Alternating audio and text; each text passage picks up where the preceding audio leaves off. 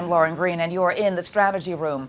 President Obama's decision to announce new regulations on power plant carbon emissions is drawing fire from Republicans on Capitol Hill. Speaker John Boehner and Senate Majority Leader Mitch McConnell have vowed to use legislation to thwart the president, while coal mining company Murray Energy Corporation is threatening to sue. Here with reaction, our political strategist David Mercer and Brad Blakeman. Welcome to you both. Thanks. Okay, so Republicans and industry execs balking at this new regulation. Will this new plan backfire, David? I don't think so. We've seen it with acid rain and other pollutants, and reducing that, the benefit being the health and security of Americans.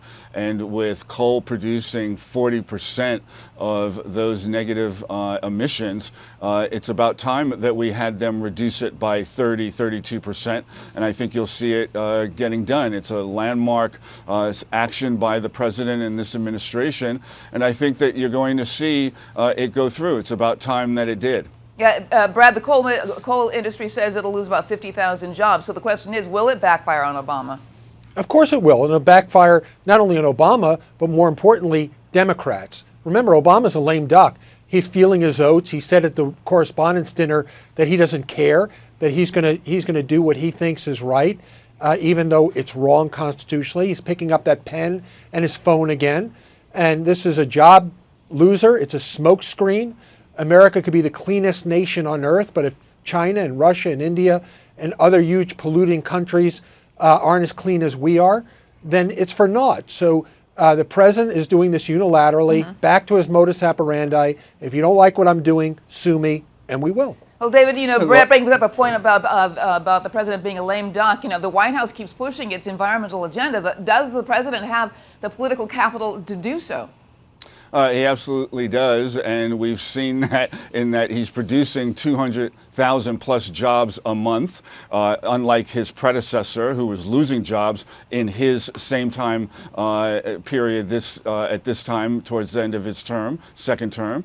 We also see the trade policy going forward. We see a landmark set of rewriting the new future with Cuba. We see an Iran deal in the making, which is better than going to war.